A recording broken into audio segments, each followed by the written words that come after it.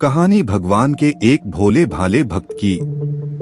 भक्त धन्ना जी का जन्म एक धुआन गांव में एक जाट घराने में हुआ था। धन्ना के माता पिता कृषि और पशुपालन करके अपना जीवन यापन करते थे। वह बहुत निर्धन थे। जैसे ही धन्ना बड़ा हुआ, उसे भी पशु चराने के काम में लगा दिया। वह प्रतिदिन पशु चराने जाया करता।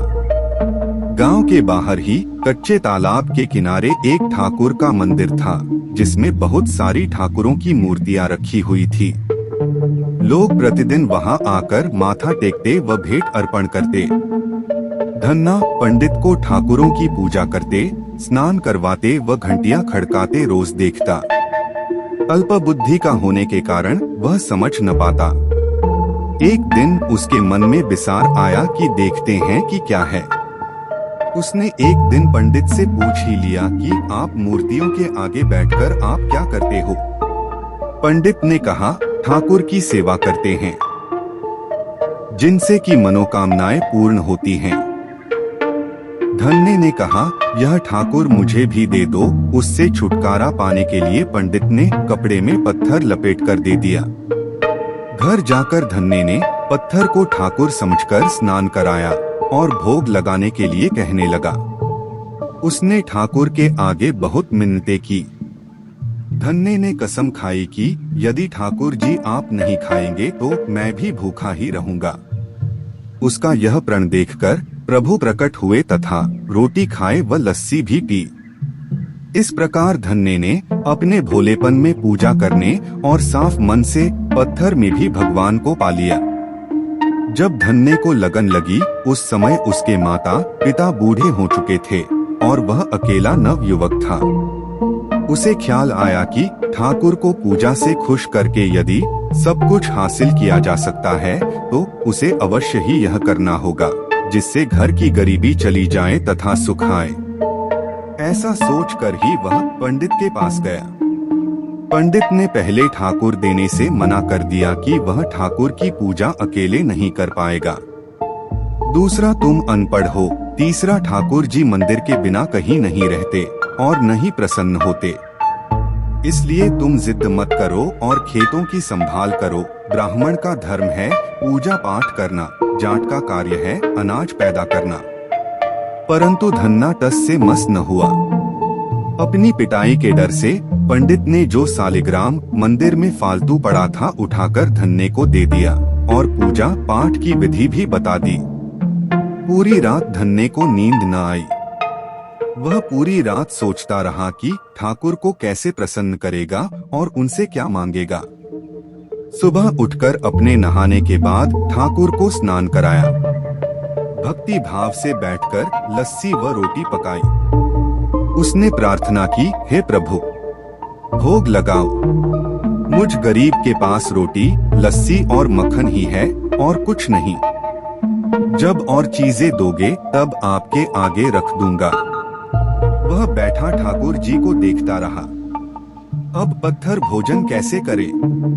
पंडित तो भोग का बहाना लगाकर सारी सामग्री घर ले जाता था, पर भले बालक को इस बात का कहाँ ज्ञान था। वह व्याकुल होकर कहने लगा कि क्या आप जाट का प्रसाद नहीं खाते?